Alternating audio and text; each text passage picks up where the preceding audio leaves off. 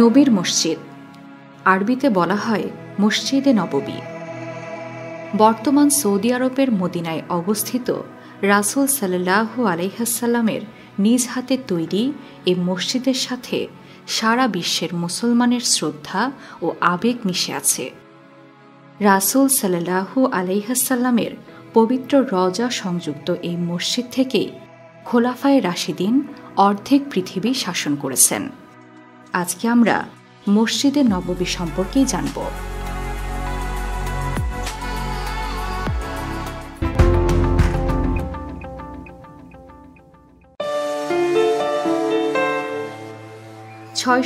খ্রিস্টাব্দের 23 সেপ্টেম্বর সোমবার মুহাম্মদ সাল্লাল্লাহু আলাইহি ওয়াসাল্লাম নবুয়ত প্রাপ্ত হয়েছেন 14 বছর হল, কিন্তু মক্কাবাসীর কাছ থেকে অবর্ণনীয় অত্যাচারে জর্জরিত হয়ে আল্লাহর নির্দেশে মদিনায় হিজরত করলেন।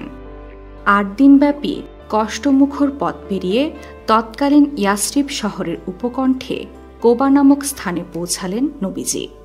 পরবর্তীতে নবীজি ইয়াসরিব শহরের নাম রাখেন মদিনা। তার সাথে ছিলেন তার বিশ্বস্ত সহচর হযরত আবু বকর রাদিয়াল্লাহু তাআলা আনহু। রাসূল সাল্লাল্লাহু আলাইহি ওয়াসাল্লাম ও হযরত আবু বকর রাদিয়াল্লাহু তাআলা আনহুকে সাদরে সম্ভাষণ জানালেন মদিনাবাসী। সে সময় মদিনায় মসজিদ ছিল না নামাজ আদায়ের জন্য, তাই মহানবী সাল্লাল্লাহু আলাইহি ওয়াসাল্লাম ঠিক করলেন তার উটনি যেখানে থেমে গিয়েছিল সেই স্থানে একটি মসজিদ নির্মাণ করবেন। এই জমির মালিক ছিল দুজন এতিম বালক সাহল ও সুহাইলের। রাসূল সাল্লাল্লাহু আলাইহি ওয়াসাল্লাম বালকদ্বয়কে ডেকে পাঠালেন এবং স্থানটি মসজিদ নির্মাণের জন্য তাদের কাছ থেকে ক্রয় করে নেওয়ার আগ্রহ প্রকাশ করলেন। কিন্তু সাহল ও সুহাইল স্বেচ্ছা প্রণোদিত হয়ে বলল, হে আল্লাহর রাসূল, এই সামান্য জায়গার জন্য কোনো মূল্যের প্রয়োজন নেই, আমরা এটি আল্লাহর ঘরের জন্য দান করে দিলাম। কিন্তু তারা পরিণত বয়সের না হওয়ায় রাসূল সাল্লাল্লাহু আলাইহি ওয়াসাল্লাম তাদের এই দান কবুল করলেন না।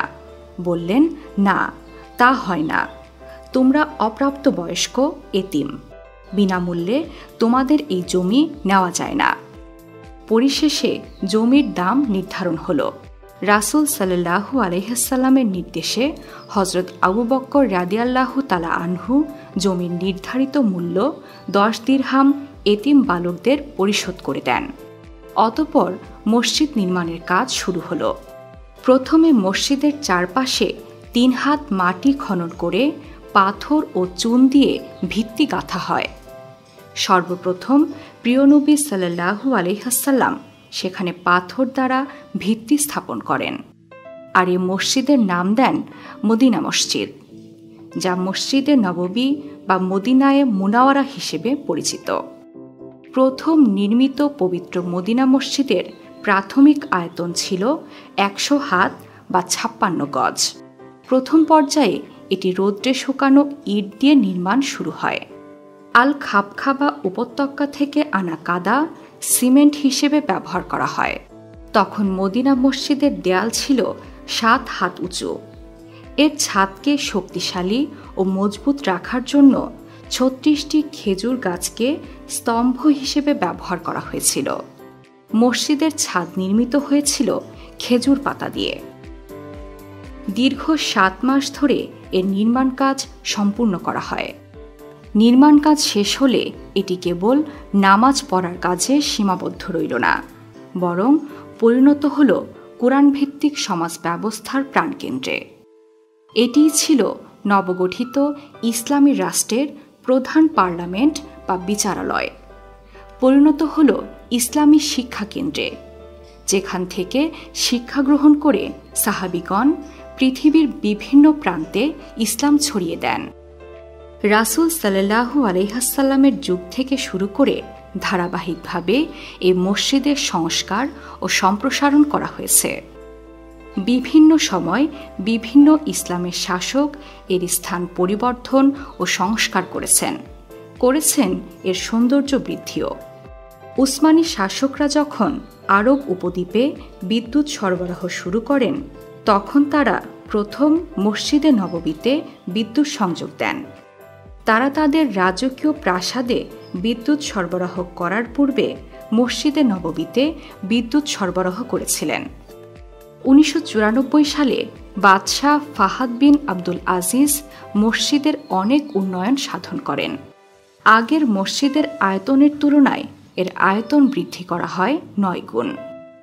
মসজিদের ছাদ এমনভাবে বানানো হয় যেন প্রয়োজন পড়লে 2 তালা বানানো সম্ভব হয়। মূল গ্রাউন্ড ফ্লোরের আয়তন 82,000 বর্গমিটার এবং মসজিদের চারপাশে 2,35,000 বর্গমিটার জুড়ে খোলা চত্বরে বসানো হয় সাদা শীতল মার্বেল পাথর। এর ফলে মসজিদের ভেতরে 2,68,000 মুসল্লি এবং মসজিদের বাহিরের চত্বরে 4,30,000 মুসল্লি একসাথে সালাত আদায় করতে পারেন। বর্তমানে $25 বিলিয়ন আরেকটি সংস্কার কাজ চলছে। এটি 2040 সাল নাগাদ শেষ হবে। এটি শেষ হলে প্রায় 16 লক্ষ মুসল্লি একসাথে নামাজ আদায় করতে পারবেন। মসজিদের নববীর পূর্ব প্রান্তে অবস্থিত রাসূল সাল্লাল্লাহু আলাইহি ওয়াসাল্লামের রওজা।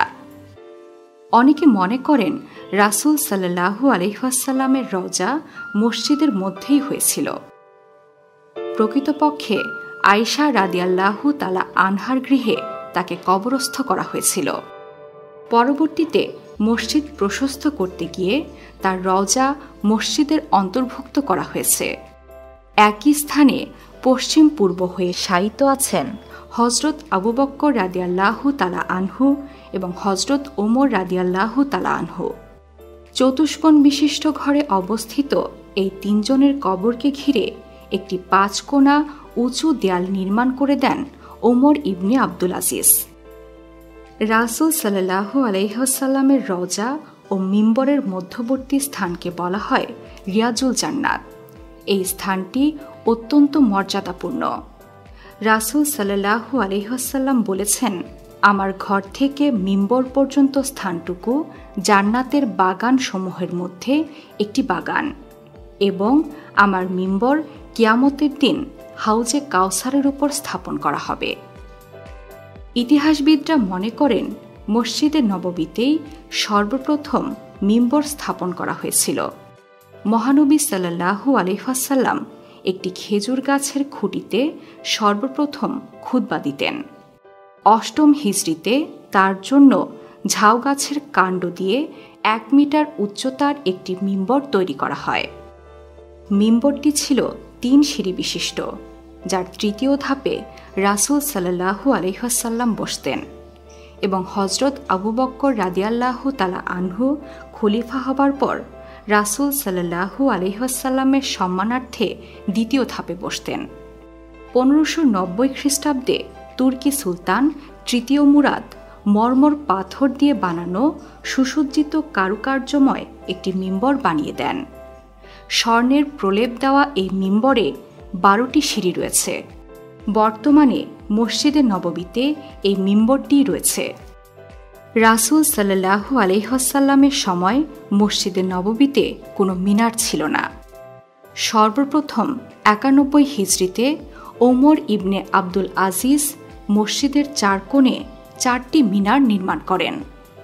সর্বশেষ সম্প্রসারণে নির্মিত হয় নতুন 6টি মিনার। বর্তমানে মোট মিনারের সংখ্যা 10টি। স্বর্ণখচিত অর্ধচন্দ্রাকৃতির এই মিনারগুলো অত্যন্ত সৌন্দর্যমণ্ডিত। রাসূল সাল্লাল্লাহু আলাইহি ওয়াসাল্লামের যুগে মসজিদে নববীতে 36টি খেজুর কাণ্ডের খুঁটি ছিল। পরবর্তীতে মসজিদ প্রশস্ত হওয়ার সাথে সাথে খুঁটির সংখ্যাও বাড়তে থাকে। বর্তমানে খুঁটির সংখ্যা প্রায় 5 শতাধিক ছাড়িয়ে গেছে। তবে মসজিদের অভ্যন্তরে রাসূল সাল্লাল্লাহু আলাইহি ওয়াসাল্লামের যুগে যে সকল স্থানে স্তম্ভ ছিল তা এখনও অক্ষত রাখা হয়েছে। এছাড়াও মসজিদে নববীতে রয়েছে একটি অতি সুন্দর গ্রন্থাগার। ধারণা করা হয় 886 হিজরিরও আগে মসজিদে নববীর গ্রন্থাগারটি প্রতিষ্ঠিত হয়। এটি মক্কা ও মদিনার পবিত্র 2টি মসজিদের পরিচালনা পরিষদের তত্ত্বাবধানে পরিচালিত হয়। বর্তমানে বিশ্বের বহুল ব্যবহৃত ২১টি ভাষার অন্তত ১,৮০,০০০ বই আছে এই গ্রন্থাগারটিতে। অধ্যয়নের জন্য নারী ও পুরুষদের রয়েছে আলাদা আলাদা কক্ষ। এখানে সমাগত পাঠকদের জন্য আধুনিক সব ধরনের সুযোগ সুবিধা রয়েছে। রাসূল সাল্লাল্লাহু আলাইহি ওয়াসাল্লামের ব্যবহৃত দ্রব্যসহ বিভিন্ন স্মৃতিচিহ্ন মসজিদে নববীতে সংরক্ষিত ছিল।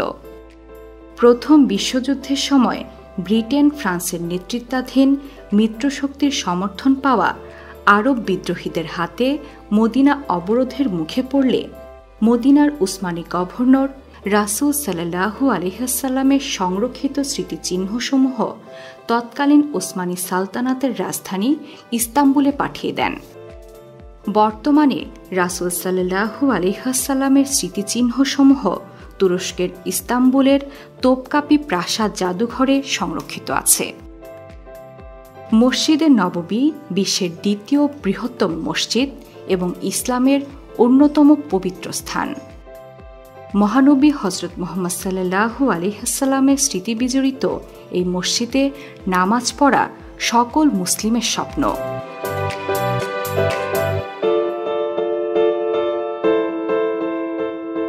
বিশ্বের নানা প্রান্তে ছড়িয়ে থাকা এমন জানা অজানা তথ্য জানতে সাবস্ক্রাইব করুন বিশ্বপ্রান্তরে।